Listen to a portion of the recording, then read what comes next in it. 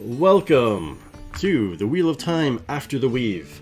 So the way this is going to work moving forward, chat, is on Mondays we are going to be doing the Wheel of Time After the Weave.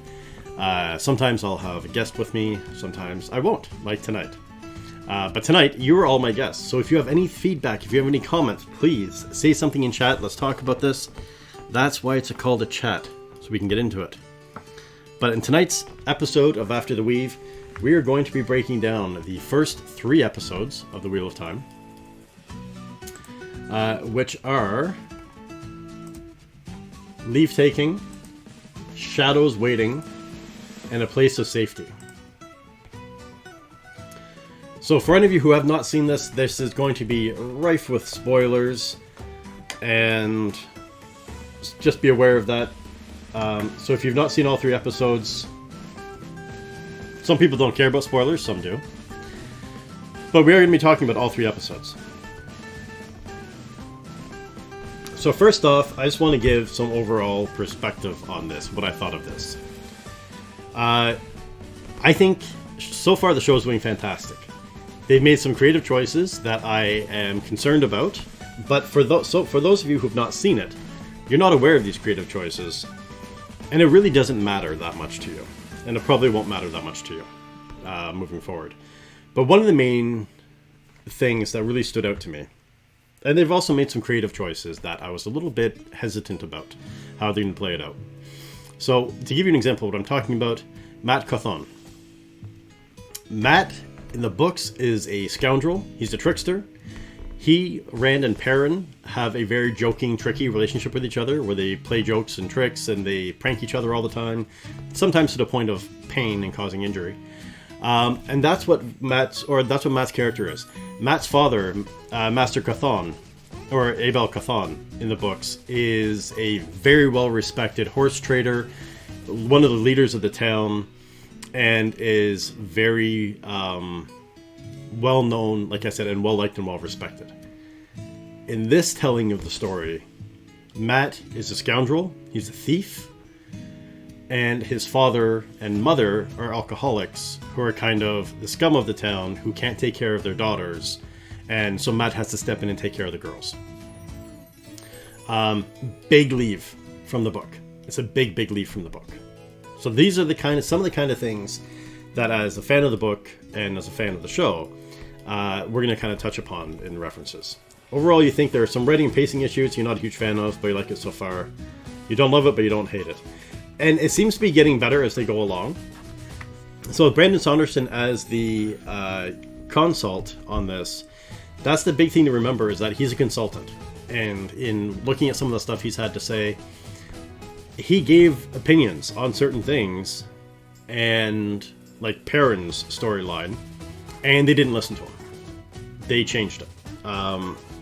He thought that Perrin should kill Master Luthon instead, which is the Forge Master, the owner of the Forge, and his mentor, but they went a different angle for that, obviously. So first, let's get into the characters that we've met so far and that we're dealing with. First off, we're going to talk about Rand. Rand is the red-headed, handsome young fellow who, if you look at any of the boards, everyone's like, "Oh, he's a Dragon Reborn." It's like, because there's some things that are there. So unless they change from the story or from the books, then we know what we're dealing with. So Rand is stubborn, quick to anger, and does not always do what others want or expect of him, but will eventually go that way. Oftentimes. It just takes him a little bit of time to get there. Rand, Anakin, and Matt to Pippin. Nice. Nice. So, the prime example of that is with Iguin, when he finds out what's happening, and in book, all the way through, he seems kind of prickish to Iguin. Once she says, "I'm going to train under Nynaeve," then he is kind of like, "You made your choice, be done with it." And he's very cold to her, very hostile to her, until she confronts him. And then he finally acquiesces and starts acting like a human again. But that's Rand's character. That seems very similar and very solid to the book.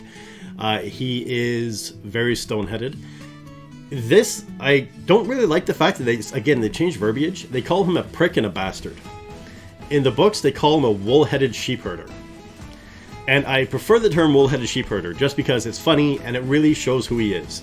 He's a shepherd, he's simple, but he is stubborn as an ox and is very wool-headed. But Iguin calls him a bastard, Matt calls him a prick. It is what it is. Then we have Matt. So Matt is a scoundrel, he's a thief, but he's got a very strong core moral code. He doesn't steal for the sake of stealing. He's stealing for the betterment of the girls, of his little sisters. And that's the thing that you'll see as a driving thing for Matt through this storyline, is that his drive is the girls. Hey, Sporkle McSpork. Yes, a scoundrel. So he's stealing for the girls. He's stealing to try to to provide for the family, to do a betterment of the family. That's also why he's into gambling. So you see him throwing dice all the time. Matt's symbol in the books is dice. That is his thing. So yes, welcome Sporkle McSpork. Lovely to have you here. So what we see is that he'll do what's necessary to protect the girls, to protect those that he cares about. But he is also very defensive. And he's a bit of a trickster. He's a trickster, and he is defensive. So when someone gets in his face, as you've seen up in the mountains, and I believe it's the spine of the world, he gets really defensive and pissed off when he's talking to Rand. And there's a couple of times, like, he'll waver back and forth. He doesn't always know exactly what he wants. So you've seen in the scene in episode 2, when they're outside the cave, and Moraine storms off after Rand yells at her, and then Matt's like, well, man, she can throw fireballs, I don't care, I'm going with her. And then once they're separated, he's like, I'm going home. I've got the girls, I'm gonna go home to the girls. Like, Rand, you're an idiot, you're only going to where Iguin is, and she's not gonna be with you anyways, you're being stupid, just... So he's very blunt. And even when in episode 3, when they're in the tavern and Rand's chopping wood, Matt's the same kind of prickish attitude, where he's like, you know what, we're in this situation because of you, I'm out. You cut the wood, you caused this, you cut the wood, I'm not dealing with it. And so you can see Matt's attitude come out and his defensiveness come out. But he's defensive because he wants to get home to the girls. He wants to be there to protect. He doesn't think his parents are going to take a good job of taking care of the girls, and that's a big driving thing for him. Your favorite character is Moraine's horse, because the horse actor is hilariously sassy. Yes, the horses. So I'm going to get into the horses, actually. They have a big thing as well. Mandarb and I can't remember her name, the other name right now. Lan's horse is Mandarb. So Matt's character is... So Rand is the very stone-headed one. Matt's character is kind of the flighty one. The one that can't really be trusted, but has a strong moral compass, even though he does the wrong thing sometimes when he needs to. So when you see him defiling the corpse, like stealing stuff off the corpse, then he apologizes to the corpse afterwards. He knows what he's doing is unsavory. He knows it's not something that he wants to be doing, but it's something that he feels he needs to do. He has his reasons for it, and but he has a strong moral compass, which is good. And then we have Perrin, who is strong, family-oriented, tragic, a little bit slower on the uptake. You see, he's slower to talk, he's slower to pick up on things, he's slower to deal with things, but when he does talk, it's poignant. And he's got this lovable, kind of dopey, strong character about him, and he's the one that when someone is in need, he's there. Even going through his own pain, he's there. So we see... with Matt being upset, we see that scene when they're in Shadow Logoth, where he's like, you know what, my parents are going to look after the girls. Iguin's parents are going to look after the girls. Tam is going to look after the girls. Like, the girls are fine, don't stress about it, you're okay. And that was one of the things in this for his storyline. We're going to get into the storylines in a moment. But with him murdering his wife, is a very good thing to show, because Perrin has rage issues. Perrin is a very angry character, and he is very powerful, but angry and has rage. And they did that really good in that scene where they're fighting the Trollocs, and he's like, I love how they kind of shook the camera, and did the filters, and you kind of saw him in a bit of a rage as he's swinging the axe, and he swings and he hits his wife. He's like, oh shit. That is something, one of the storylines I don't fully agree with. I agree with Sanderson that it should have been Master Luthon that was killed by Perrin. Murdering your wife, who's pregnant, is way too big of a trauma for a character to deal with in this kind of story that moves with this pacing. Now, admittedly, in the next 2 episodes, they did kind of touch upon it, but I think they went too hard on that side. I think they should have healed it back. Had they killed his Forge Master, it would have had the same impact. I'm not sure if she had a miscarriage or not, but there was something there.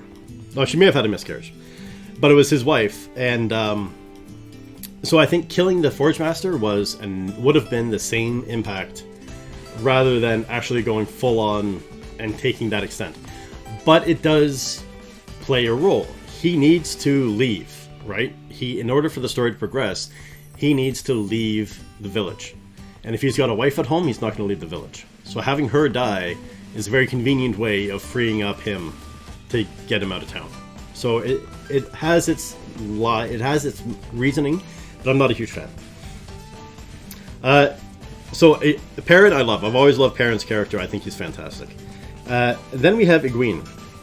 So Iguin is scared but very powerful. Alright, thanks Ted. Thanks for the lurk, I appreciate it. And yes, LJ, they did leave a lot to the imagination, which is nice. So we have Iguin, who is powerful but scared. But she's also willing to try new things. She's willing to take on new adventures and to jump in on stuff, and is really just a nervous, adventure-seeking kind of person. And you can tell that she's got a deep power within her. Nynaeve, who I always pronounce reading the book as Nynaeve, but Nynaeve. So I may mispronounce her name from time to time. Same thing with Iguin. I always called her...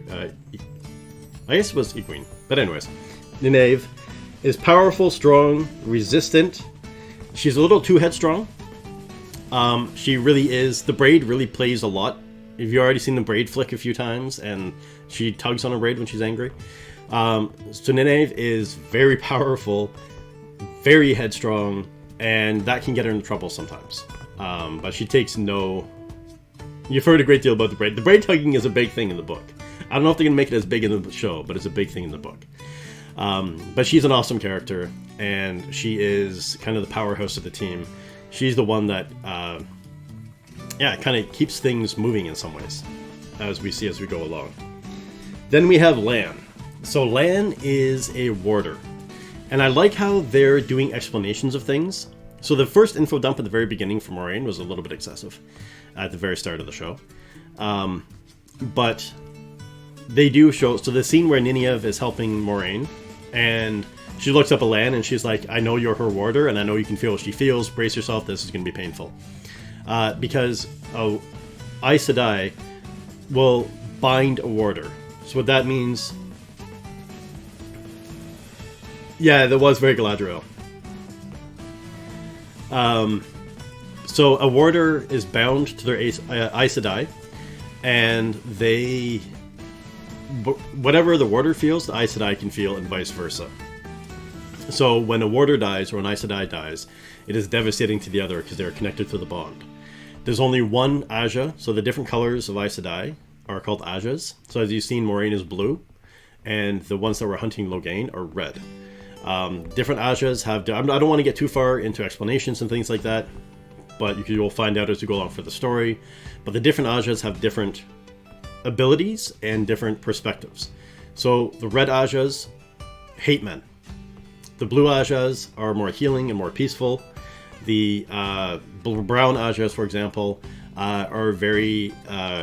they're the literary side. They're the ones that are researching and learning and always have their nose in books. So the different Ajas do different things. But Moiraine is an Aes Sedai. Lan is a warder. Warders are very quick, very powerful, very strong, and deadly. An Aes Sedai's warder is not something you want to mess with. And they did a really good job of showing that, especially in the scene in the Two Rivers, where Moiraine is casting the weaves, And all of a sudden you see Lan like flipping around her, killing all the Trollocs, keeping them away from her so she can do her work. And when the building collapses, he throws himself on top of her, because the warder's job is to protect his Aes Sedai. And all Aes Sedai have only one warder, except for the Green, who love men, and they have more than one warder. Moiraine is an Aes Sedai. So again, I like the fact that talking to Iguin, that scene, she explains what the Aes Sedai are. They show the artifact they have to swear on, and they explain that, yes, and that's the thing, that Lan and Moiraine are purely platonic. Most warders and the Aes Sedai are platonic unless they're green. Then that line gets blurred. And in other scenarios that will come up in the books. They should come up in the story as well. But anyways, Aes Sedai cannot lie. They are bound by the oaths. So on the oath rod, when they take the 3 oaths, they cannot use the one power to create a weapon. They cannot use it to hurt or harm someone unless they are in mortal danger or trying to save the life of another sister. And they cannot lie. And it's not that they are like promise not to, it's that they physically cannot. But that is a very important thing to pick up on and to watch. Because anytime you see a sister talk, you have to read between the lines, underneath the lines, behind the lines, and in front of the lines to pick up on what they're saying. Because everything a sister says, an Aes Sedai sister says, is twisted and has double meanings, if not triple meanings. And there's ways that they adjust that. And so she shows this really well, because the Aes Sedai don't age. They age very slowly. So they keep impeccable face, and they don't have a lot of facial expressions. They're very cold, they're very stoic. And so that's when they run into the White Cloaks. You see her actually more expressive. That's the only time that you see Moiraine, instead of being flat-faced. Even when the Trollocs are rolling in, she is keeping it like, Lan's like, oh, you hear the Trollocs. And he's like, we have to get out of here now. And there's almost a moment of fear on her face, but then she turns and she's like, let's go. And so she's always in control of her emotions. But when they meet the White Cloaks and the Questioner, then that's where she's like, oh no, I'm just a fallen lady, or a lady from a fallen house, and we just hope that we can get. And you see her be really expressive. And because the White Cloaks hate Aes Sedai, and they know what they are, and they know that they're not expressive. So she's breaking those things to show that she's not Aes Sedai, to kind of tilt the scale a little bit in her favor. And yeah, again, she does, as they described in the show, she doesn't do anything to break the rules. She tells the truth, but there's always a truth within the truth. So you can tell the truth without saying, and still get what you want out of it. So with those characters brought up, they do some really cool things to show them. And one of those scenes that I really liked is when they're on horseback and they're leaving the 2 rivers. And Matt all of a sudden starts singing the tune of Mantheria. And he sings along, and all of a sudden we see Iguin jump in. And then Perrin is a little bit more hesitant, but he eventually, softly and lowly, gives support with his deep voice in the background. And then Rand taps along, then eventually joins in. And that is such a good example of their characters. Matt is roguish, he's free-spirited, he's a bit of a trickster, and he'll just jump in and do whatever he wants. So he doesn't care who's around, he just starts singing. Iguin is always looking for something new and exciting. So he starts singing, she jumps in. Right away. Boom, she's there. Perrin thinks a little bit on it. He pauses for a moment. And then jumps in as well. But he jumps in the deep, rumbling support role. Not bringing himself to the forefront, but he's supporting the other 2 characters in their singing. And then you have Rand that comes in. And he's kind of like tapping his hand at first. And he's like, you know what? Fine. And eventually he pulls himself, he gets pulled in, he acquiesces, which is like we said at the very beginning. He doesn't always do what people want, but eventually he does on his own terms. So just in that one scene with those 4 of them singing, you really see that. Lan is the quiet warder type. He doesn't sing at all. He keeps off to the side, and he's always aware doing his thing. Moiraine doesn't sing, but she does carry the song forward and use that as a way to explain a little bit more about Mantheria and where they come from and the old blood and all of that stuff, because it does come into play. And there's also a hint already that Matt understands the old tongue. So the old blood has the old tongue, the old language. And there's, in that exchange between Moiraine and Mat, there's a couple of hints that he understands the old tongue, which is very awesome. And then we get introduced as we go along. So a couple of things that were changed as well is we have Tam, Rand's father. So I don't know how they're going to handle this. Having her speak between the lines was so well done, giving you see her struggling to both be emotionally and not give her fear of her identity. That's it. And that's one of the only times that you do see her a little bit afraid. You do see fear in her eyes, so we're going to get into that. I've got White Cloaks on the list. Beyond the fact that he has 7 rings. The Questioner has 7 rings on his waist. So the blade that Tam or Rand ends up with, so when the Trollocs attack, and Narg, the Trolloc that attacked Rand and Tam, his name is Narg. And when Narg comes in and attacks, which Narg actually does have a speaking role in the books, and unfortunately they took the words away from him. The blade that Tam pulls out from under the bed and attacks with is a Heron-marked blade. A Heron-marked blade only is owned by a swordmaster. So to have a Heron-marked blade means you are one of the top sword masters in the world. And that is what Tam was. So they don't explain that. They don't explain the Heron-marked blade. And also they kind of make me question what they're doing with the Heron-marked blade, because if Tam is a swordmaster, how did Narg kick his ass so quickly and then Rand had to jump in? So there are some pacing issues with the story, but again, there's a lot of story to tell in a short period of time. So I think that may have just been, here's this Heron-marked blade, it's obviously a wonderful blade, it's kept somewhere safe, there's something special about the blade. Rand wears it prominently on his hip for the rest of the show as he's walking along. And Tam is pretty quick, like he's really fast at attacking Narg and knocking him down. But then we do have Rand come in and save his father in the end with that. And then we already have Master Chthon, which I've discussed as well. And then we get into a few other things. So we are going to get into storylines. I just want to cover some of the characters. Then we have Dara. Dara or Dana? Dana. In the Four Kings, the mining town that Rand and Mat end up in, the barkeep, Dana, who turns out to be a dark friend. So you'll see as the show progresses, there are Fades or Mydrals, or the Eyeless. There's Trollocs that are controlled by the Eyeless and are beasts with animal faces and bodies that walk upright like humans. But also they're not dumb like the orcs and the goblins. They have a level of intelligence. In the books, they can actually speak and they can plan. They have foreplanning. They're not just mindless beasts that are running around killing things. They actually do have the ability to think and to talk and to plan what their maneuvers are. But they are held under the sway of the Fades or the Mydrals. And then we also get into the thing of... so there's also there's the Forsaken, which are the 7 people that are being run by, or that are the 7 demons run by the Dark One. So they're gonna come up in the story as well. So there's some other really wicked creatures and enemies that come up throughout the series, and they're really well done. And some of them are human, some of them are not, and it's gonna be interesting to see how they're done. I love how they did the Trollocs. I thought the Trollocs were really well done. I'd like to see their intelligence played out a little bit more, but they did a great job with the Trollocs. And we have so Dana is a dark friend, which is someone who's sworn their soul to the Dark Lord. Yeah, the question is terrifying, and the villains are pretty awesome, and that is a big thing with this.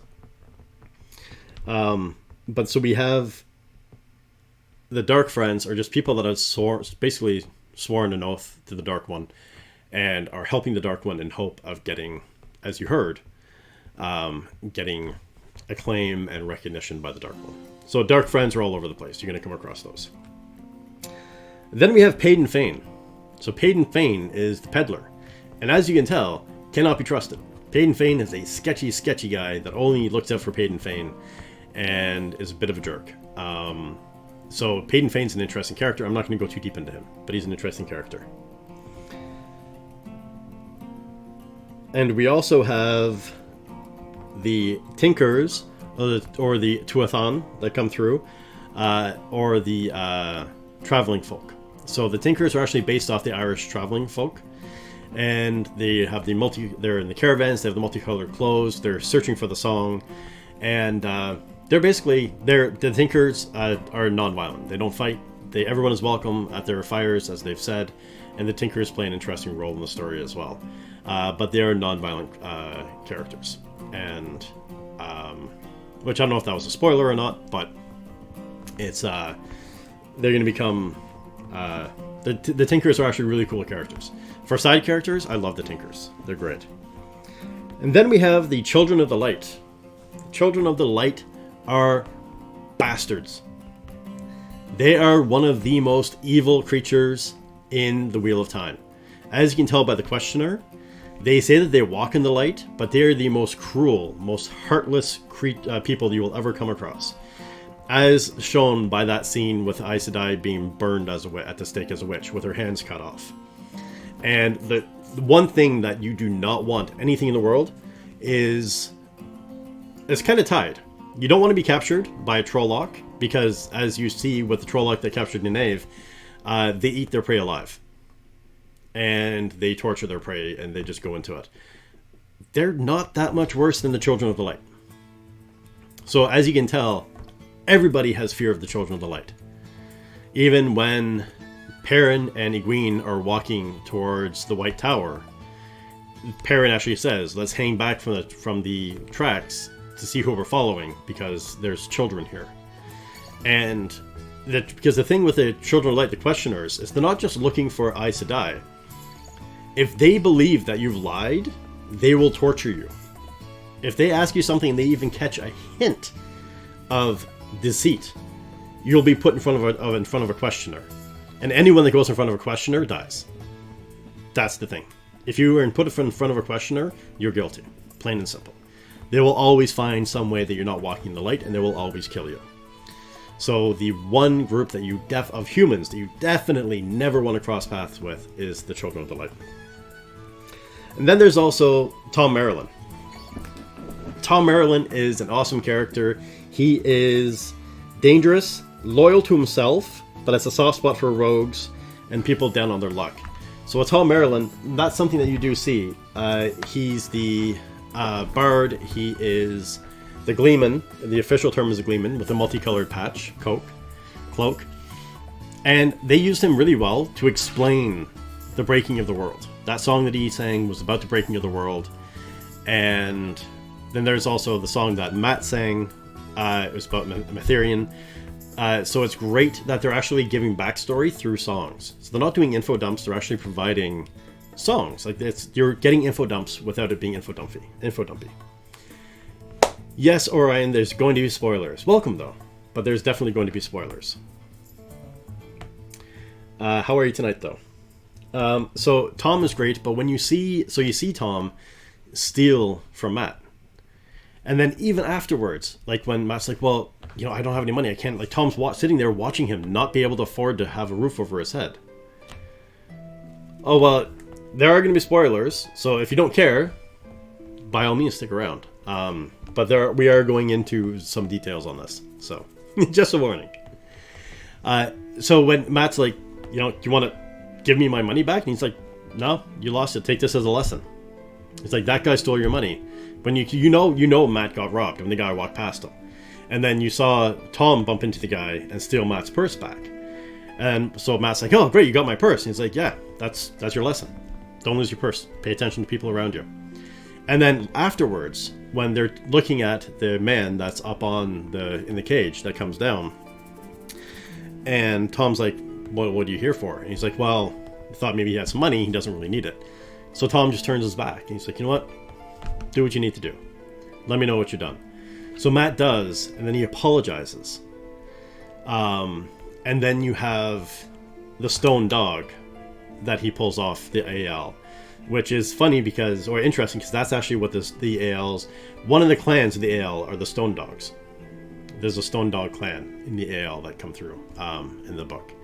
And again, they explain the AL really well. It explains the veil. ALs will only kill when they're veiled. So if the veil is down, you've got nothing to worry about. If the veil is up, you're dead. You've got no way to survive. So they did that scene really well. There's also something very poignant in that scene. which I'm going to get to in a moment. But the thing with Tom is that even in that, where he's like, you can see him pull Matt under his wing. And Matt's like, great, now that we're talking again, can I have my money back? And Tom's like, you know what? I like people that are down on their luck. Piss off. I'm not, like, you lost your mind. I'm not giving it back. Like, Tom looks out for Tom. And so, like, but he's got this soft spot for scoundrels, which is really nice. So Tom is a great character. Tom and Loyal, which Loyal hasn't come up yet, are very awesome characters within the story that are good. And not to mention the fact that Tom just kicks ass. The way he steps in with the Dark Friend is pretty fantastic. But yeah, so there's some really, really strong foreshadowing, which I don't want to get into because it's foreshadowing for things far down the story. So already, there have been at least 3 really key parts of foreshadowing in this story for future of what's happening. One has happened with Iguin, one has happened with Rand, and one has happened with... the one with Rand is actually very subtle.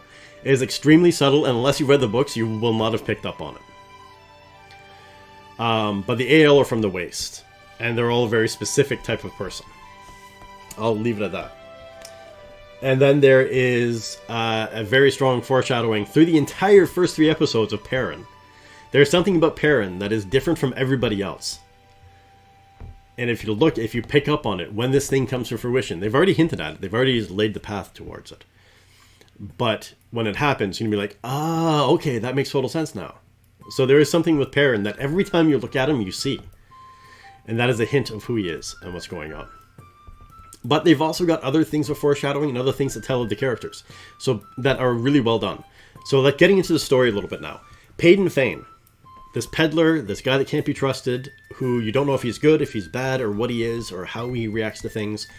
When you first see Peyton Feyne come into the story, just as a side note, so Tom Maryland, the Gleeman, in the books, is in Two Rivers at the time of the Trolloc attack. And that's singing for Beltane. That's where he first meets the kids. But he's actually they meet him in the Four Kings. Which at first I thought was Tarwin's Gap, but I think it's the Four Kings is where they are. And that's because outside of the inn, there's four kings posted, and that's usually a sign of the town name.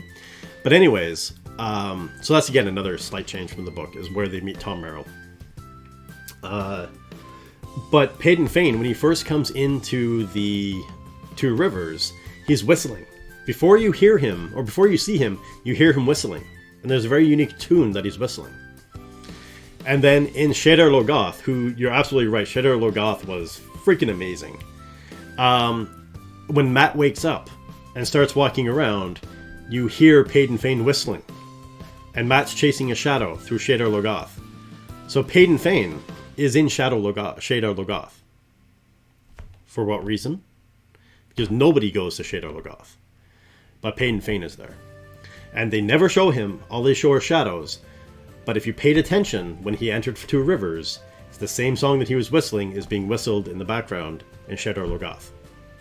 Which is pretty interesting. And then again, the whole storyline, like I said, Matt's storyline of the being a thief and stealing stuff for the girls has a tie-in. Like I said, I understand turning his father into an alcoholic that's disrespected and is cheating on his wife and is a bit of a scoundrel.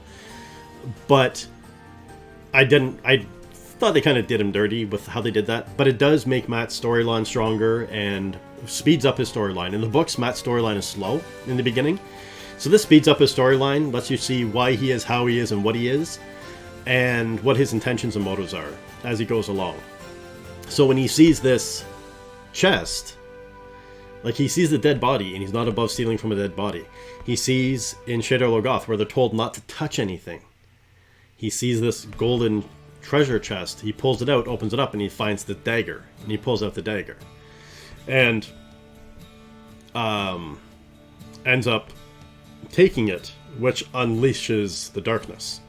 And awakens the darkness and pulls its attention. And LJ, that's what I was talking about.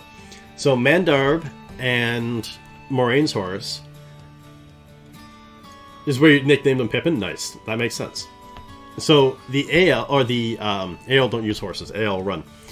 The Aes Sedai and their warders, their horses are impeccably trained. They're war horses, and they are powerful and strong and very, very well trained creatures. So in that scene in Shadar Logoth, where all the horses are freaking out, and the one horse gets touched by the darkness and turns to dust and dies, the only two horses that aren't freaking out are Mandarb and Moraine's horse. Those are the only two horses that are calm as day. It's like they're standing in a picturesque meadow, nothing's happening around them, and the other horses are freaking out. And that's a sign of how well trained those two horses are. Yeah, so it is on purpose. And that comes up as we go through the story. But so horses are actually very well paid attention to, although you may not like the Ael that much because they run faster than horses and see horses as useless. They also live in the desert, in the waste, so there's a reason for that. Does anyone have any comments or questions so far about where we are before we get into the actual story?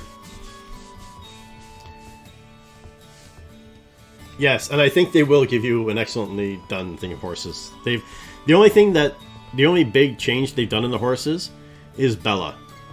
Rand's horse, Bella, was in the book was kind of a derpy mare that was kind of like Donkey from Shrek. And she's this like sleek, gleaming, beautiful beast in this series, and that's not what she was. They also don't really talk about the Two Rivers bows. The Two Rivers longbows, you need to be exceptionally strong to haul those back. So the fact that when Rand is out with Tam and he just pulls it off his back and pulls back shows how strong he is, that he's got this massive strength. Perrin obviously is blacksmith and extremely well cast. I love that they have Perrin cast the way they do. And might I also add, it's fantastic that there's such diversity in the cast. Like, every town, every village is just a mixture of people.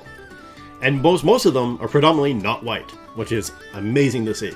Actually, I've seen so many kids talk about Perrin already, and how amazed they are to see themselves in Perrin in this series, and it's amazing to see.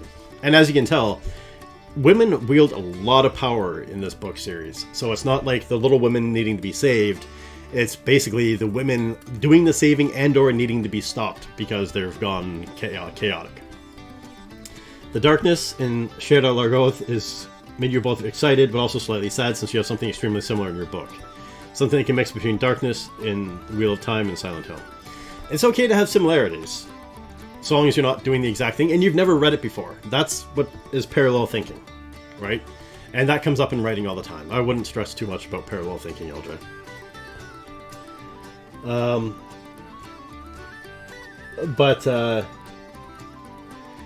Yeah, so what they've done with the foreshadowing they did with Rand makes me believe that they're sticking to his storyline pretty tight in from the books in the series. But yeah, let's just actually get into the concept of the story. Like, my wife hasn't seen it yet. The baby had an insanely fussy 4 days, would not give my wife even an hour to sit down to watch one episode with me. We got 10 minutes in and the baby was just losing her mind, so we had to take her away. And I watched them by myself so far. But we are going to watch them. I need to watch them again, and I'm going to watch them again with her. However, the thing with this being is, my wife's like, what do you think of the first episode? And I was like, the first episode of this made the first episode of Game of Thrones look like My Little Pony. Like, they went in and they went dark, hard, and fast. I thought maybe, like, I understand needing to set the pace, or set the scene and kind of let people know what's happening. It was too fast in some ways, most definitely. I agree with that. There is some writing, some editing issues that I found when I was watching the show. However, the introduction of the Trollocs, I thought, was absolutely amazing. And because that's what the Trollocs are. They come out of the darkness and they attack, and they're ravenously murderous. So the fact that they're celebrating, they're doing this thing, and all of a sudden, wham, you're hit with the Trollocs, and then it goes over. And even just the cinematography, the chaos of those scenes. So I find oftentimes when you're watching these fight scenes, it's the camera angles are too still. They're too focused. They're letting you see exactly what's happening in the fight. They're letting you see exactly how things are being like laid out and what's happening. With this, you don't get that. It was dark. It was grungy. It was the cameras were moving. Things were flipping around. It was smoky. There were sparks. Like you couldn't see what was happening. You couldn't really see who all the characters were at certain times. You couldn't see who was being killed. It was just a bloodbath slaughter. And that was something that was different. In the books, the Trollocs attacked the village and a couple of people died. It was a skirmish. In the show, it was a bloodbath. Like they wiped out 3/4 of the population of Two Rivers in this one attack. And that again shows just how strong they are. And there's other little things they have in there as well. When they show the Trolloc encampment, that land finds, the dead deer are lined up in the so that's actually in the show. In the book, it's called the Dragon Fang, and that's the symbol of the Dark One. So there's the balance. The seals are the yin yang, the black and white symbol, but they don't have the dots. That's just the two halves. So the white pointing up is for the good side, and the black pointing down is the Dragon's Fang. It's the mark of the Dark One. So you see the Dragon's Fang appear when the land finds the Trolloc encampment. So you see that the Dark One has got their pure touch right there. And then they have in the actual, when Nynaeve escapes the Trolloc and she dives into the holy pool and the Trolloc dies, then you see the blood spill up and the blood forms into the Dragon Fang as well. Just as she's getting out of the water. It doesn't fully form, but you see it forming into the Dragon Fang as well. So it shows that the Dark One's touch is heavy upon the earth at that time. You like it being such a bloodbath, so it makes more sense why the Four would leave with a woman they just met. Well, that's it. It makes sense, and it also takes away everything. Matt had his sisters. Yeah, the little details were fantastic. And Matt has his sisters, and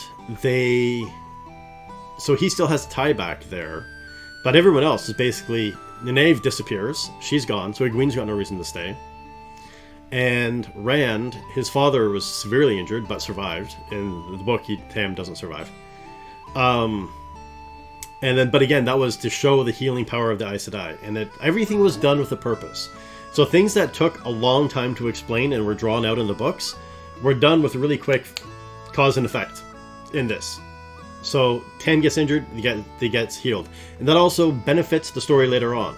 So you see Tam get cut through the shoulder and poisoned by the Trolloc blade, and then Moiraine heals him.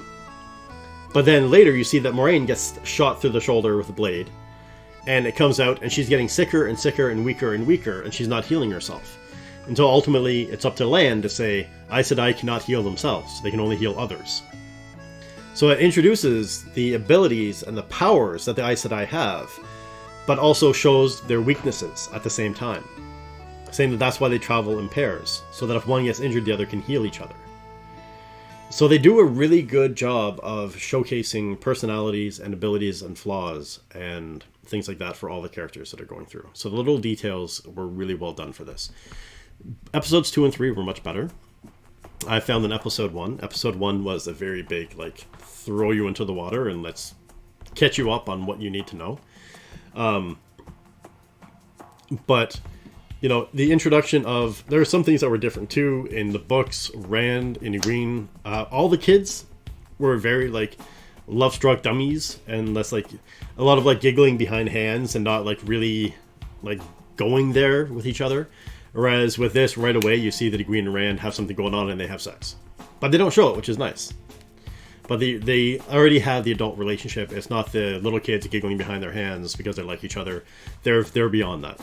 Which is a nice kind of step up, and again, a speed up of relationships and things within the series, done for a purpose, because that gives a way to show how Rand reacts. Rand really likes Iguin. He wants what's best for her, but he also wants what's best for him. So when she says she's going to become a wisdom, and study under the tutelage of Nynaeve, then at first he's like, yeah, I know that's what you're going to do, and he's pissed off. And he wants nothing to do with her, and he gets really cold with her. Even though he knows what's best for her, And eventually he does come around. So that kind of shows his character, as we've already discussed. If you haven't picked up on it, the wisdoms in the Two Rivers are Aes Sedai. So in order to become a sister, you have to travel to the White Tower, as is mentioned. You have to travel to the White Tower and take their tests. And you have to pass their tests, which if you don't pass, you die. So you have to take the pet tests and pass to become a sister. There's other steps, but that'll come up down the road. So those women that do not do that can channel. They've got abilities. They just don't know how to control their abilities fully. So that's why you've got like Nynaeve, who is unable to heal. She can use poultices, she can listen to the wind, she can do different things, but she cannot heal using... She doesn't know those weaves. She hasn't had the training behind it. But then you already see, and that's another hint that you have. So, hello VTR Reddit, how are you tonight? You appreciate not having boobs for the sake of boobs. Yeah, I was afraid they were going to do that, and I'm happy they didn't. How are you tonight, VTR? But that's something that they have, they show well, is there is one bit of foreshadowing that I will throw out there that is for later down. As I mentioned, there was one with Rand, one with Perrin, one with Iguin. With Iguin, you see that she has the conversation with Nynaeve about becoming the wisdom. She can listen to the wind. And then she has a conversation with Moraine where she looks into the amulet and Moraine gets her to touch the one source, the true source, for the first time and kind of control power. Alright, have a great dinner, LJ. So she can kind of control the power a little bit. But then later on, when she's trapped with Perrin and they are trying to start the fire and she can't start the fire, Iguin does this little thing and starts the fire, channeling the one power, which is something that she just learned that she can do. When she had that conversation with Moraine, when they're talking about the amulet, Moraine talks about a woman who pulled down more power than any woman had ever handled before, and was one of the most powerful Aes Sedai ever to have existed. Shortly after that conversation, Iguin, who just learned that she can listen to the wind, who just learned that she can touch the one source, is lighting fires. By herself, with no training. So that's a pretty good sign when I say that she's scared but powerful. That's a very good sign of how powerful Iguin is. And so she's got a very fantastic story arc ahead of her. Character arc ahead of her coming up. But we do see again, looking at it from a writing point of view, we have the ordinary world. We see the people in Two Rivers. We see them getting ready for Beltane. You see Iguin going through the training or the testing to become a woman at Beltane. She jumps off the cliff or is shoved off the cliff and becomes a woman and joins the woman's circle. And the ability to become a wisdom if she studies under Nynaeve. And then we also see Tam and Rand together out hunting and talking about things. You see Matt with his friends, with his family.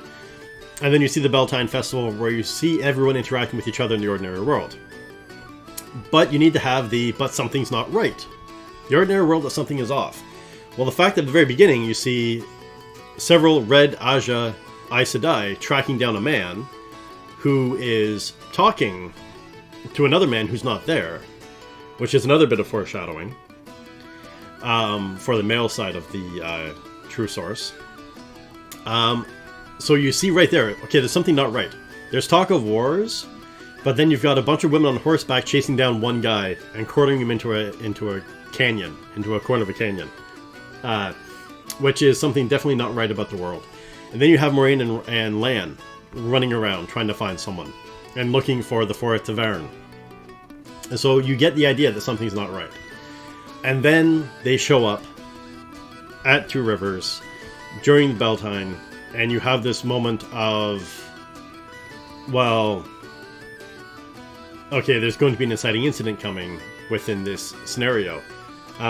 You see, again, apart from just the overall world, you see Iguin going through the testing, you see Nynaeve acting the way she does, you see Rand and Perrin and Matt doing their thing, Matt doing the gambling, you see what Matt's life is like, you see what Rand's life. You get a brief glimpse of all the main characters' lives and what's going on with them.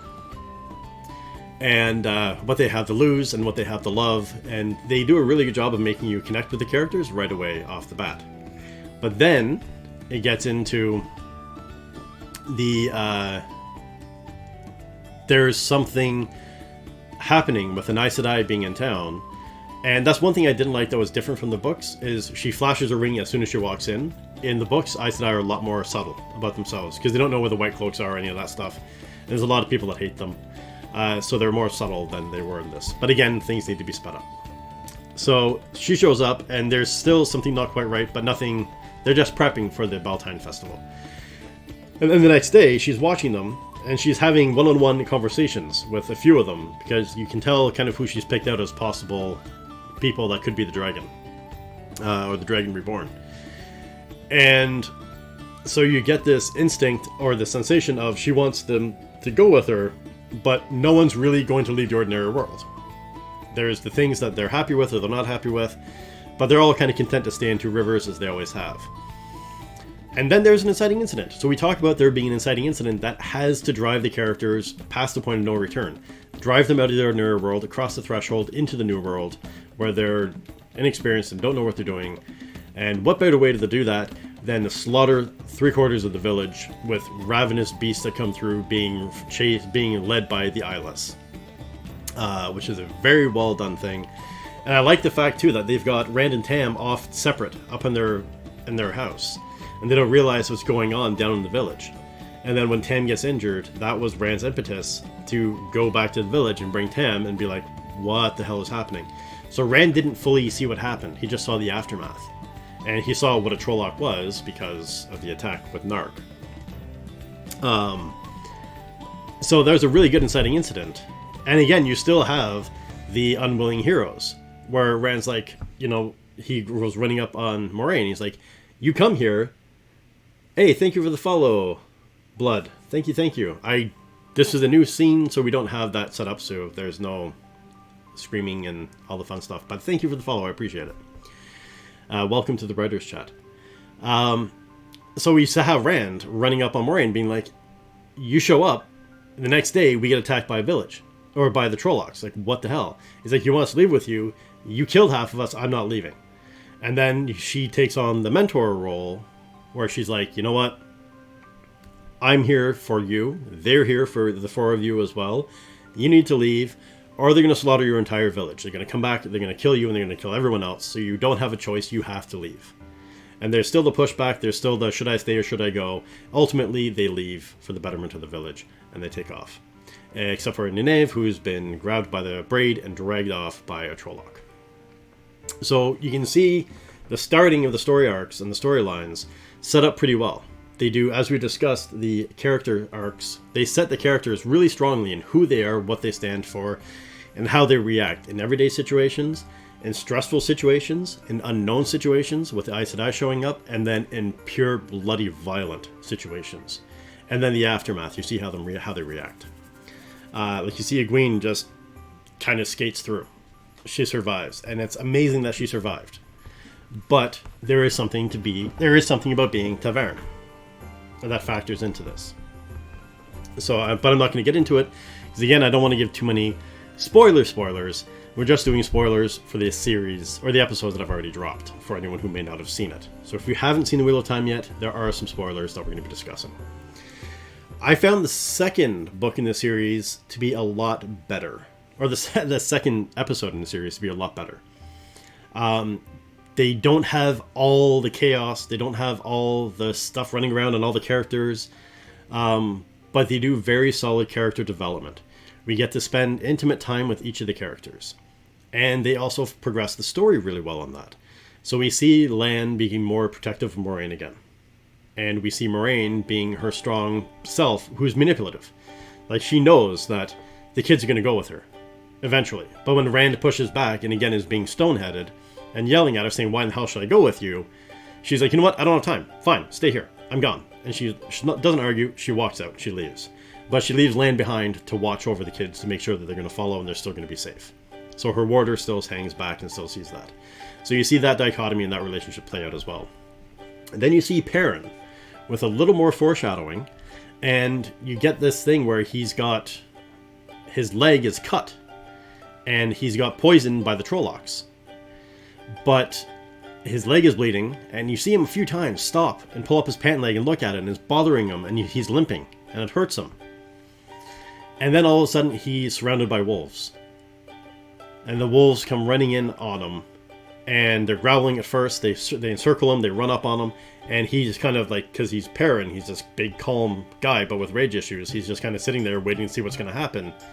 And then one of the wolves comes up and starts licking his bloody wound that's hanging out. That's out of his boot and out of his pants. And the wolf licks and cleans the wound. And then goes off on its own. And doesn't bother him. Normally you would think, and that's why they did the scene that way, open wound, wolf, he's dead. They're going to attack him. And but the wolf licks the wound, and if you notice, again, one of the subtle things, after the wolf cleans the wound, he stops pulling up his pant leg to look at it, he stops favoring his leg, and he stops limping. And his leg is much better after it's licked by the wolf. And the wolves didn't attack him, they just ran off. Aren't missing legs kind of lethal even on their own? Yeah, generally if you're missing a leg, that's not going to be a good thing for you.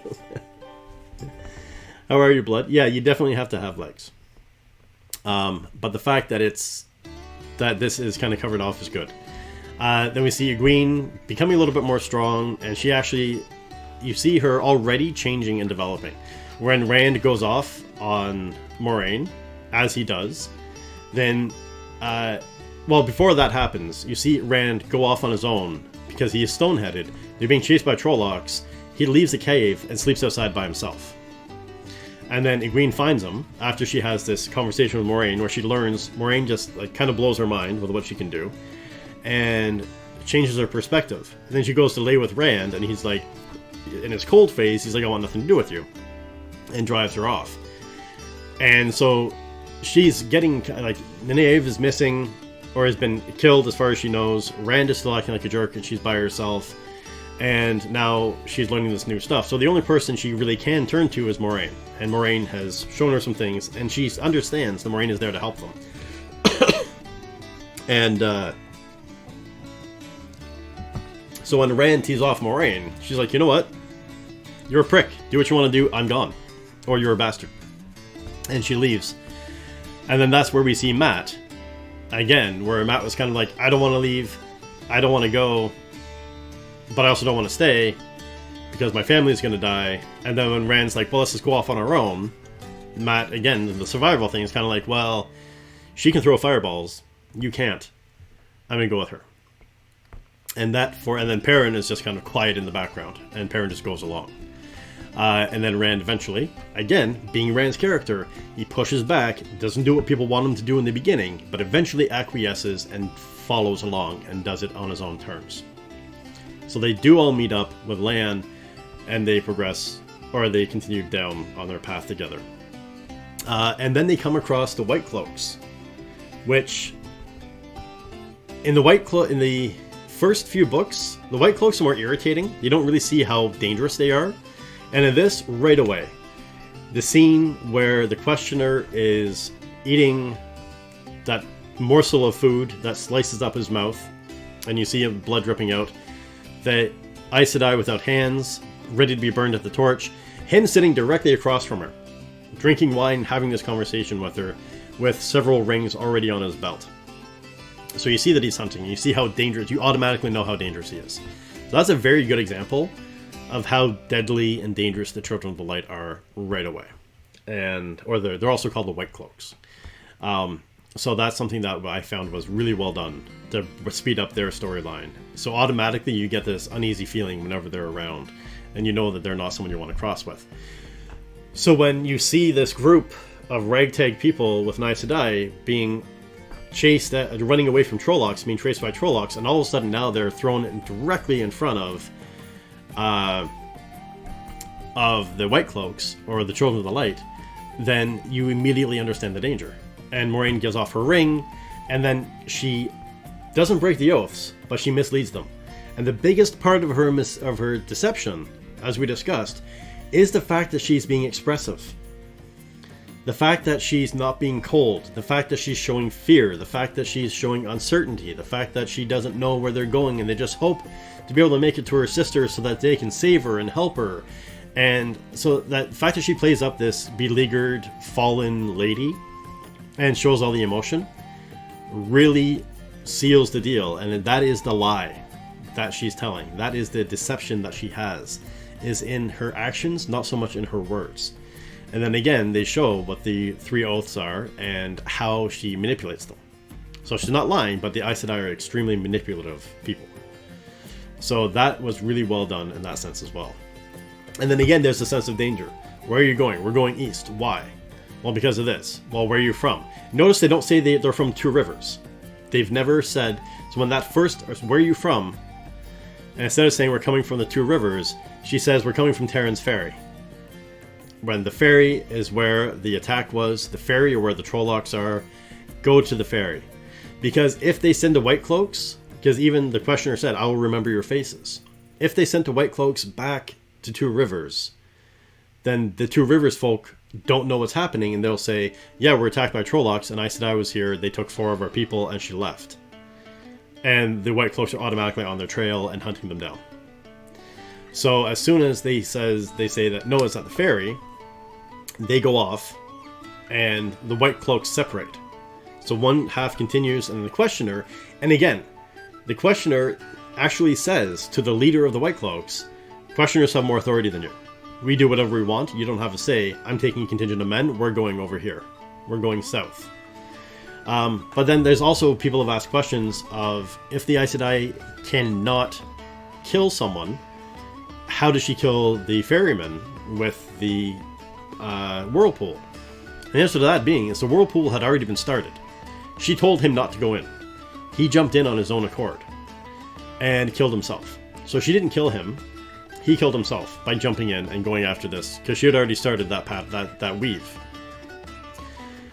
The other thing too is that had he gotten across, the Trollocs would have gotten on the thing, they would have come across, and she would have been killed. So technically she was saving her life, but not in the immediate sense, so she still wouldn't have been able to do it.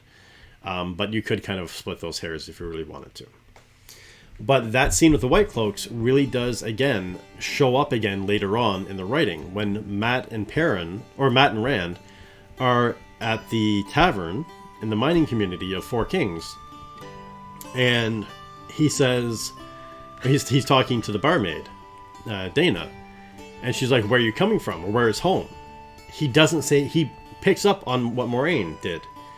And so does Rand, where they're not... So Rand's not a part of this conversation yet, but she said, where are you from?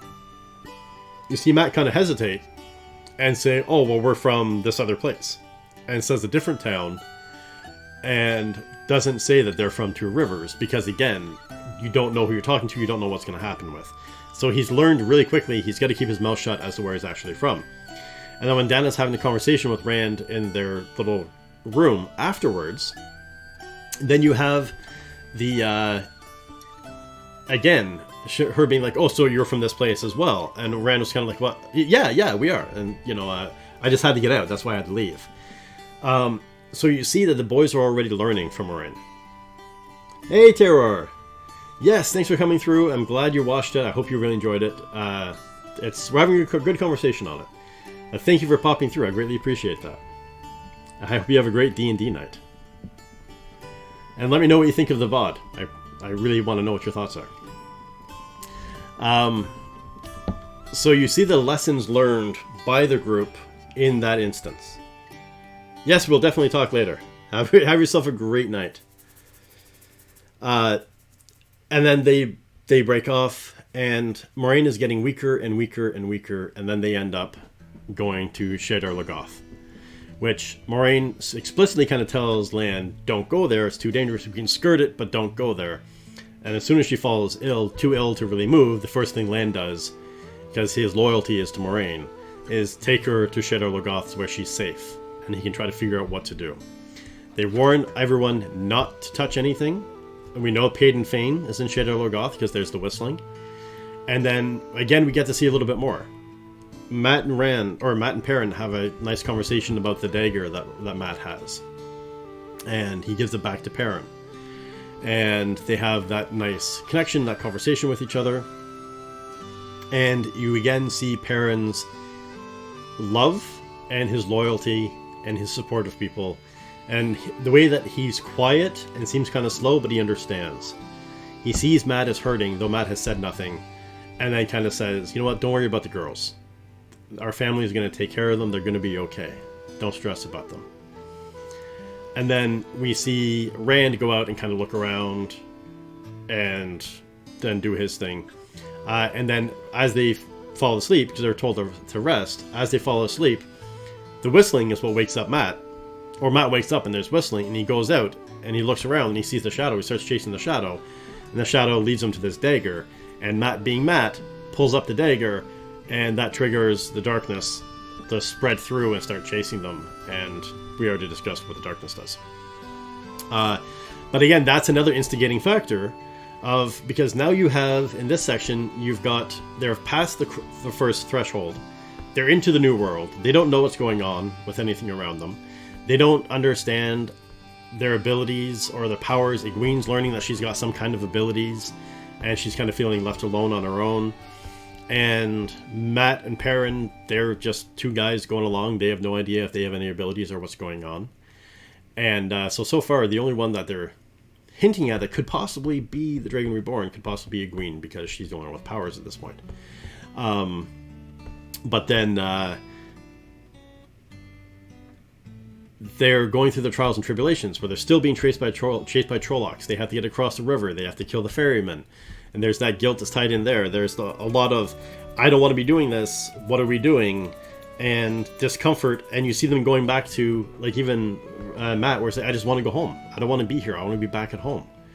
So you see the unwillingness as they're crossing the threshold, as they're into the new world, and the inexperiencedness of them, and not being aware of what their capabilities are. Rand still has no idea about the sword on his hip and what it means as they're going along. And then you see them get chased out of Shadar Logoth by this thing, and they all get separated. Lan and Moiraine go off on their own, Matt and Rand are off on their own, and Perrin and Iguin are off on their own as well. And they're all kind of separated out. So they leave that episode on a really good hook as well, which is really well done for writing-wise. So again, we see, but there's also, in Shadar Logoth, there's a conversation between Rand and Iguin, where before they get broken apart, there's that acceptance, where she's like, you know what, before they get to Shadar Logoth, when they're talking back at the cave, she's like, I just want you to treat me like a human being, and not like I'm some kind of pariah. Like, what happened. Nynaeve is gone. I'm not going to be Wisdom anymore. I can still be here. Like, stop being a jerk. And we don't have anyone else. There's the four of us. And a warder and Aes Sedai. We've got no one else. Smarten up. And he doesn't say anything. But he kind of, he turns to look at her at least. And that's kind of his way of, fine. Begrudgingly accepting somewhat her apology. And then when Rand is up overlooking in Shadar Logoth, and he's looking over the city, then that's when you see her come up, and he slips his hand into hers, and that's the reconciliation moment. That's where you know what, we only have each other, let's be in this together. And they're kind of stuck together, he's letting her back in at that point. And then of course they all get separated. So Matt doesn't see that conversation, doesn't see that happen. And in the next episode, in the final episode, you see them all being separated. And at the end of the second episode, you see Nynaeve come back and hold a knife to Lan's throat, which is kind of funny that the warder got caught off guard. But again, it shows how committed he was to Moiraine and trying to keep Moiraine alive, that he was able to be snuck up on.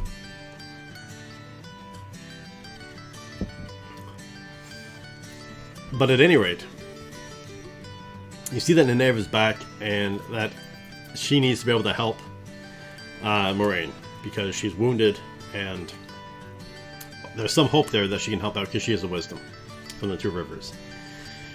Then we get in episode 3, where we see even more character development and even more hints at foreshadowing and hints of what's to come. So you see Lan and Moiraine and Nynaeve are out in the woods. Moiraine is dying. She really needs assistance. And there's the whole battle verbal battle between Lan and Moiraine, or Lan and Nynaeve, about whether or not she's going to help, and Lan has to knock her out and tie her up, and they have this whole battle back and forth. And you kind of see Nynaeve realize that as strong and as stone-headed as she is, she's being too stone-headed, and she backs down a little bit. Not much, not enough to stop being stone-headed, but she backs down just a little bit, which is very good. One moment, chat. Yeah, so that's... And then she helps out, but she's only helping out so far as to protect her friends and protect those that she cares about. So she's not there to try to become an Aes Sedai. She's not there to help the Aes Sedai. She's there helping only so far as she needs to get what she wants. And she realizes that if Moiraine dies, she's going to be left by herself. There's Trollocs running around everywhere, and she has no idea where her friends are, and she's never going to find them. So she acquiesces and does what she needs to do. And she learns a bit along the way, and they use those conversations to discuss more of the Warder's bond and to the Aes Sedai. And they also show how strong she is and how she escaped the Trolloc, which was fantastic. Right? And again, it shows, again, the level of brutality but intelligence the Trollocs have. She's being dragged by the braid, she wakes up, he goes off, and you think at first that he's going to go and assist, because you can tell there's a level of intelligence there. You think he's going to assist his injured comrade, and instead he starts devouring him alive. So that again shows the brutality. That scene with the Trolloc eating another Trolloc, and the Trollocs when Lan found their camp earlier in the episodes, where you see the animals laid out in the Dragon Fang, some have their faces eaten off, some have their entrails eaten out. All the animals are in different stages of eating, and different areas have been eaten, showing kind of the brutality and the fact that they eat their prey alive. And then so she runs, and he goes chasing after her. The Trolloc goes chasing after her, and then she goes back into the Sacred Pools, and that's where she saves herself, is in the Sacred Pools when she's battling against this massive Trolloc. I have to say, they did for real effects, they did a great job on the Trollocs. I thought that was fantastic. And so you get to see more of, because she's wasn't there for the second entirety almost of the second episode, you get further character development of Nynaeve really quickly. The kind of what was missed from episode 2, you get caught up on in the first little bit of episode 3 really quickly, and you understand who she is, a little bit more what she's about, and the braid flick, and just how stone-headed and strong she actually is. And then we have the whole scene with Perrin and Iguin, who they're running, they're lost, and then they start getting attacked by wolves and chased by wolves. So immediately they start running, and they're running and they're running, and they're trying to get away, the wolves are chasing them, and all of a sudden the wolves are like cutting them off in some areas and chasing them, and like you can tell from the very beginning of the chase that they're being led. And then they come out, and where the wolves all of a sudden stop, at first your first thought is that they've stopped at the edge of the tree line and they won't go out into the desert. But you see that they actually will go out into the desert, because a couple scenes later you see them further out, and it's like they're pushing the two of them towards the wheel tracks. And again, you see that Perrin's no longer limping, and Iguin actually says, it's like they led us here. It's like they wanted us to find this. So there's the two things that lead you to believe that there's some kind of connection with Perrin and the wolves.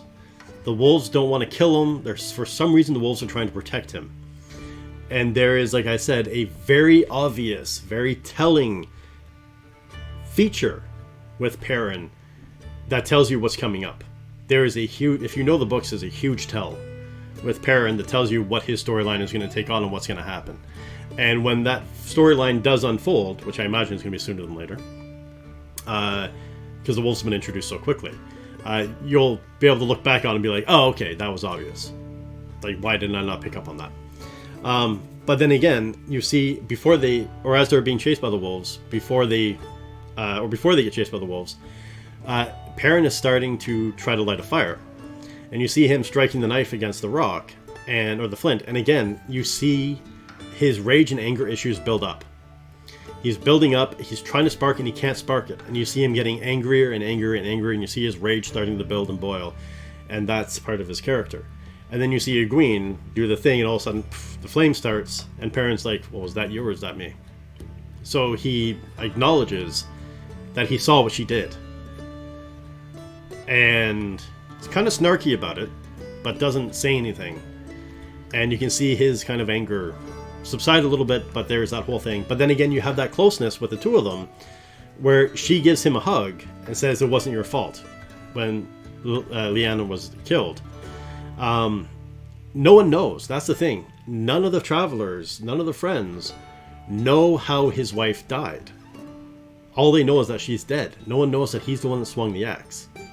So he's got this pain that he's dealing with, which, like I said, I think having him murder his wife was a bit excessive, and I think that's going to be really hard to deal with unless you have him in constant state of PTSD.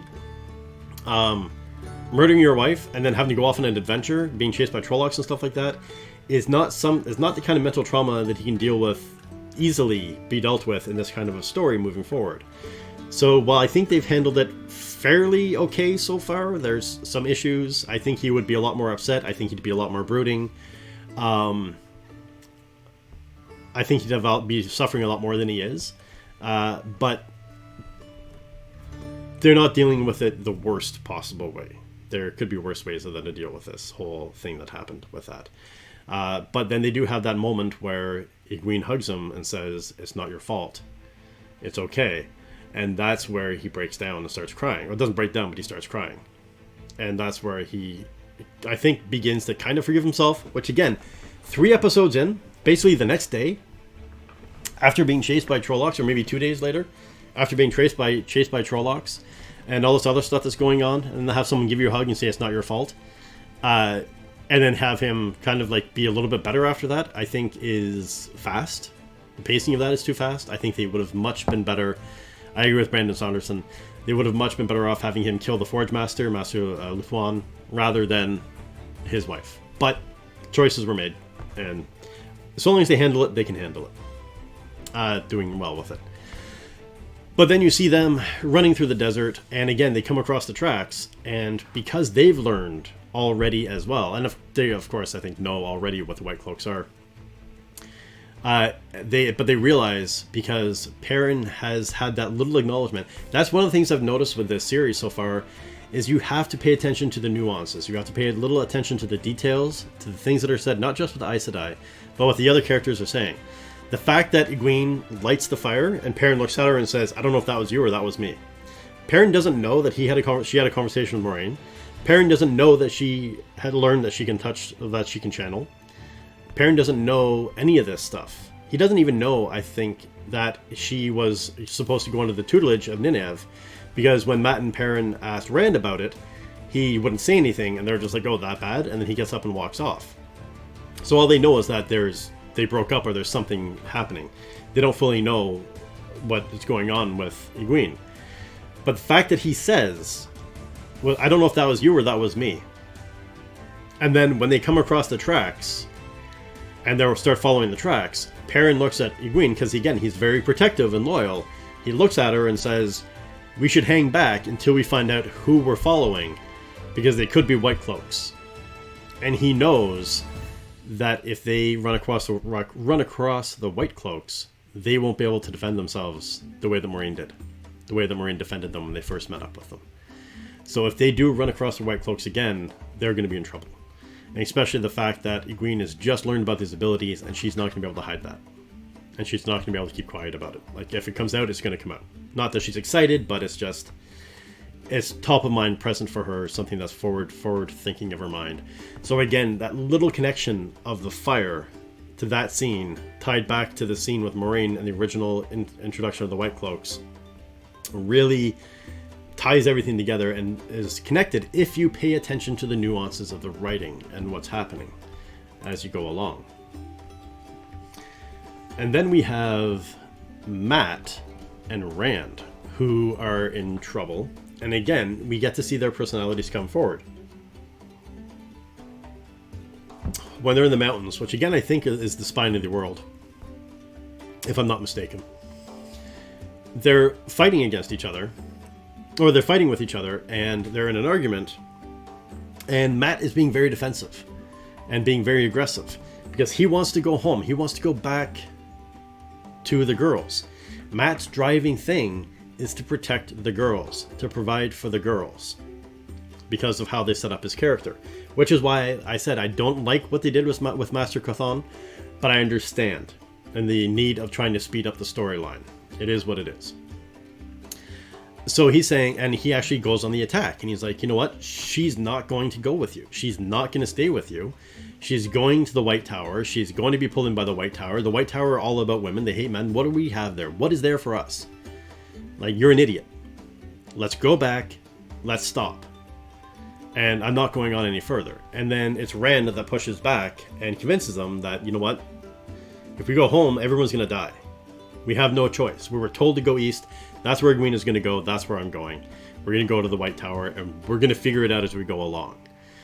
So, had that reconciliation between Iguin and Rand not happened in Shadar Logoth before they got separated, he may not have been in that mental state to continue pushing on towards the White Tower. But it did happen, so he is. And that's where he really wants to push on and get to where they need to go. He wants to find Iguin again, he wants to find Perrin, and he knows that they're just going to die if they go back to the Two Rivers.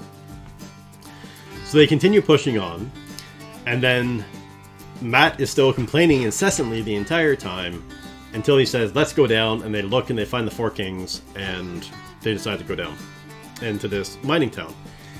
Now, talk about foreshadowing and threat of imminent danger. You know things are going to go wrong for the two really quickly. As soon as they walk up and they see this dude in a cage, riddled with arrows, and Matt's eyes lock on an amethyst, or whatever stone it is, hanging from his waist. And you can see the wheels turning in Matt's head. You know what he's going to do. And you know that his protection of the girls is coming back, and providing for the girls is coming back.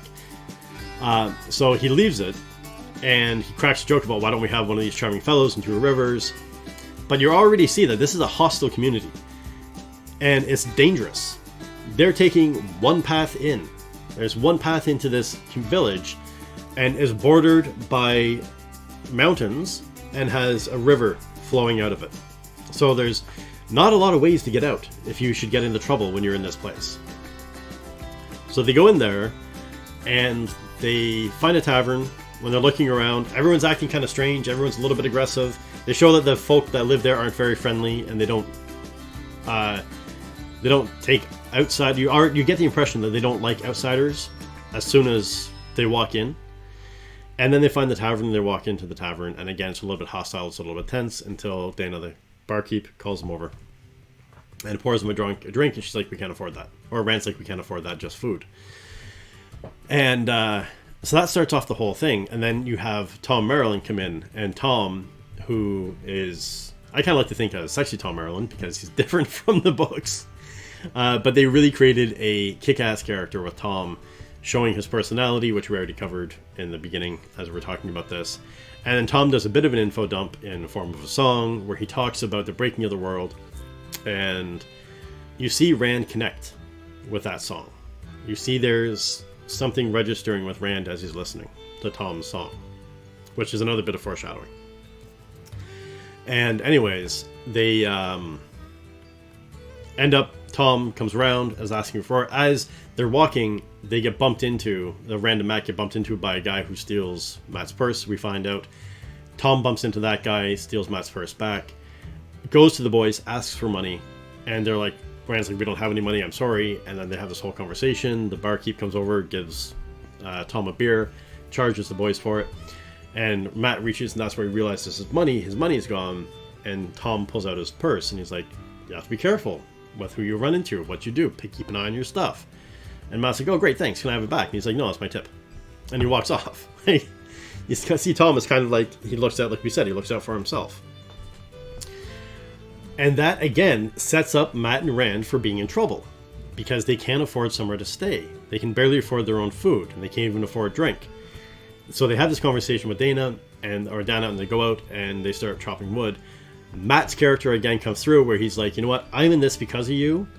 I don't care. You do all the work. Piss off, I'm done.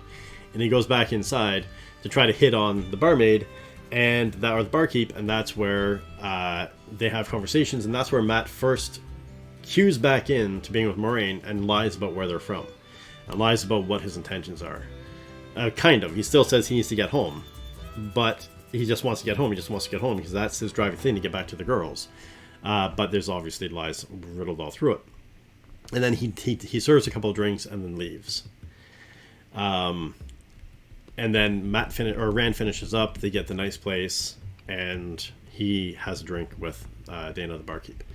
And then that's where we get further confirmation about Matt's character and Tom's character, where Tom, he's a gleeman. So the gleeman in Wheel of Time are they're traveling storytellers. They go all around the world and they pick up the news and they go to the next town and they sing songs about what's happened, about history, about ongoing news. They're basically are the tub thumpers that are going around and telling people what's happening around the world. And so when he sees this man in a cage, he's able to pull him down and explain to Matt that he's an AL, and that if the face shield is down, then they're not any harm or any threat to anyone. If their face is covered, then it means that they're going to kill, and you've got no chance but to survive. You can't survive, you're dead if you see an AL with their face covered. So he actually, again, further, when Matt leaves the bar, he's like, I'm leaving here whether or not I'm getting home, whether or not I need to do beg, borrow, or steal. And the barkeeper says to him, unless you want to end up in a cage, I wouldn't do that. So that just shows the guy that was killed, your first thought is like, oh, he's a common thief, so that's why he's riddled with arrows. But you see that they don't take anything in this town. They're very violent and very deadly to anyone that is an outsider that doesn't belong. Or causes problems. So Matt goes up to, with that in mind, to go rob this corpse. And he runs into Tom. And Tom is like, I'm here to bury this guy. And he pulls him down and he's like, he didn't have his face covered. He didn't have his face veiled, so he was no threat. It's just he came in. These people believed the horror stories about the IL. Matt tells a bit about they're like Trollocs, and they're deadly as Trollocs. And Tom was like, yes, but they don't just kill indiscriminately. They only kill for specific reasons and all this other stuff. So they're not Trollocs. And this kid had no danger. He had his face unveiled. He was just probably coming for food or whatever. And there's a war that's breaking out. And Dark One is breaking loose. So there's people and Trollocs moving about. So all different people are moving around the world right now. It's not people staying in their own towns and villages. People are traveling and moving for a variety of reasons. And this guy ended up being here, and the townsfolk attacked him and brutalized him and killed him and hung him up in a cage. And the IL are extremely strong warriors. So Tom has a respect for them. Whereas Matt has fear, Tom teaches him respect. But when Tom's like, why are you here? And he's like, well, I figured he has some money, he doesn't need it, I do. So Tom cuts him down, gets Matt help him cut him down, and says, we all have hard times, do what you need to do, and turns his back. So Matt goes in, robs the corpse. As he's robbing the corpse, you see there's a little stone dog, which is the clan that the IL is from. He's a stone dog. And then he apologizes to the corpse, and then he helps Tom bury the corpse. Because Tom's like, if you're going to defile the body, the least you can do is bury it. So he helps him bury the corpse.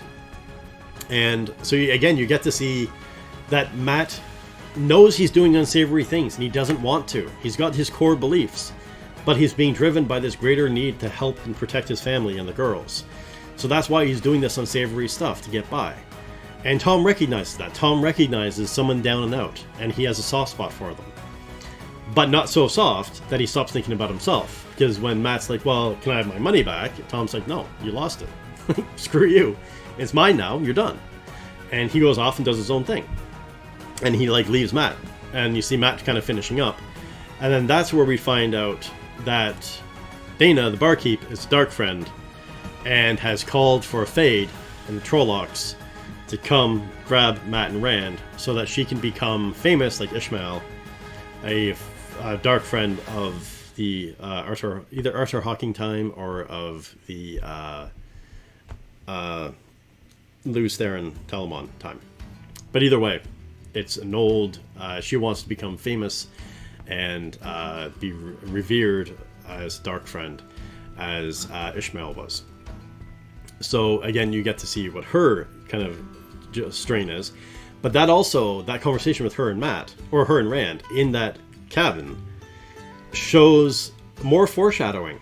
Because Rand is like upset. She's got his Heron Mark sword held against him. He's trying to break out, and she's like, come on, it's an ironwood door. I brought you into this specific place for a reason. 3 men your size couldn't break down that door. And then you see Rand get upset, and he body slams the door, and he backs up, and then all of a sudden he body slams the door again, and you see the door shake and give out. And him kind of stumble back and look at the door, and then the Dark Friend stops and kind of looks at Rand and looks at the door, in kind of a bit of a panic. And then the Rand runs, slams into it again, and the door blasts off the hinges, and he rolls out and starts running away. Which is the first hint that, wait a minute, there's something up with this guy. He's got some powers. Rand isn't just a sheepherder from 2 Rivers. This dude can knock down an solid ironwood door that 3 men couldn't knock down. He just blasted it. He didn't knock it down. He blasted it off the hinges. So there's something going on with this guy. And that's your first sign, apart from Perrin having some kind of affinity with, or wolves having some kind of affinity with Perrin. That's the first sign that someone other than Iguin has special abilities. And that's Rand. But what are those abilities? Right? And as he's facing off, as they're getting a little bit of an info dump from the Dark Friend, who's doing the whole like, haha, you're humiliated. I'm holding you at hostage with your own sword, and you can't get away, and this is a humiliation scene, so I'm going to explain everything that's happening and blather out my whole spiel as to who I am, why I am, what am I doing, who have I called, how am I connected, and then I get a knife through the throat and I die. And Tom comes in and says, let's go. And again, you see Matt and Rand being like, why should we go with you? What the hell? And Tom, again, trying to help out the little guy, but thinking for himself, is like, I don't care. Come with me or not. I'm leaving. Stay. Trollocs, you heard her. Fade is coming. Trollocs are coming. This place is about to be overrun. We need to get out of here. So let's go. And then the guys run off. Or Rand grabs his knife, grabs his sword, and then they run off.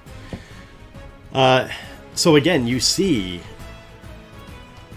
Tom's character arc, where he goes from starting to change, where he goes from just being a gleeman and focusing solely on himself and kind of helping out Matt a little bit by not stopping him, to actively being like, okay, you know, I gotta help these guys, and changes. And he's like, there's Dark Friends involved, this is bigger than I first thought, and he changes and helps the kids. You see Matt kind of follow his same storyline as we go through this. He's got the dagger from Shedar Logoth, he's stealing stuff, he's still kind of following that same storyline.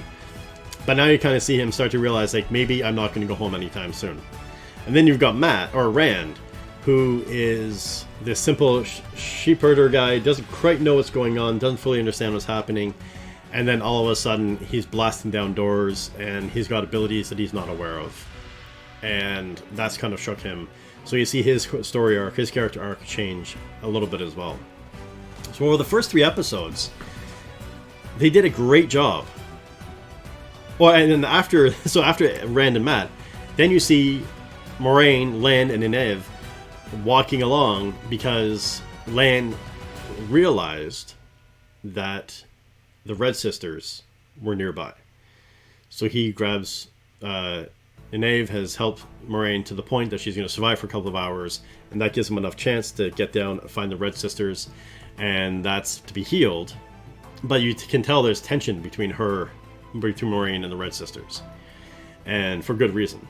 And then the Red Sisters are like, oh, you didn't hear? We captured the Dragon Reborn. This guy running around, channeling, saying he's the Dragon Reborn. We captured him. Quest's over. It's done. And you see Moraine's face kind of like, what the hell? So that leaves it on another cliffhanger, but it's not as wild of a cliffhanger as before. The end of the first episode, Trollocs have run over and murdered almost everybody, and the kids are on the run. Second episode, and Nynaeve has been kidnapped. Second episode, they're still being chased by Trollocs. They've run across the White Cloaks, and they're all in really tough points of danger. At the end of that, they've just escaped Shedar Logoth, and they're all kind of scattered to the wind. And now, in the end of the third episode, everyone's kind of in a stable spot. We have Iguin and Perrin are with the Tinkers. We have Rand and Matt in danger, but with Tom and fleeing the Dark Friends, they've gotten away from the danger that they were in. Then we have Moraine and Lan and Inave with other Red Aja ready to help out if possible. And they're all kind of in, not a safe spot, but safer than they were. So I think doing a 3-episode dump at the beginning was kind of smart. It made sense. Even though it screwed up my plans for the After the Weave talk show that I was going to do. But so far, I think they've handled the storytelling really well. There's some pacing issues, there's some editing issues, there's some funky choices for character development and backstories that they've done, which we've covered, which I can understand, but I'm not a huge fan. I'm not going to like everything they do. But the key thing is to remember that what Brandon Sanderson said, and he is the one that wrote the last couple of books for The Wheel of Time after Robert Jordan died, and he's also one of the consultants for the show. And he said that this is a new telling of the Wheel of Time. This is a new weaving of the pattern. So this is not the exact same story that was told in the book. This is a new telling. And you have to, if you're a super fan, if you've read all the books, you have to bear that in mind. If you spend every episode comparing to what happened in the books to what's happening in the episode, you're going to drive yourself mad, and you're going to hate it, and you're going to end up hating Wheel of Time. And you're going to end up complaining and moaning so much on other boards that you're going to drive potential fans away from it, and you're going to have the show shut down in the 3rd season. So understand, this is an adaptation. This is not a loyal retelling of the story. This is a new telling of the story. This is a new weaving of the pattern from the wheel. And it is going to have differences. And you're also taking 14 books, slamming them down into 8 seasons, and you don't have, in shows, the same liberty of dragging things out and a slow burn of different storylines and things like that. You have to shorten things up. You have to tighten it up. And in order to do that intelligently and logically, you have to change things. So it's not going to be the same Wheel of Time from the books. It's going to be a different Wheel of Time. So try to remember that and enjoy it. These are the same characters, the same land, overall the same, pretty much the same story. There's just changes and tweaks to it, and it's been altered along the way. So if we can keep that in mind and take it for what it is, a new telling of the story, I think it's going to be fantastic, and we're all going to enjoy it. And again, this is the first 3 episodes. There's 5 more episodes in this season. And then there's other seasons after that. Season 2 has already been picked up, and Season 3 has already been picked up. So this is moving on. So 3 out of 8 episodes of 3 seasons have already been picked up. Let's not screw it up by complaining too much. Let's give constructive criticism and feedback, but allow the show to play out as the showrunners are going to have it play out, and how it's going to be done.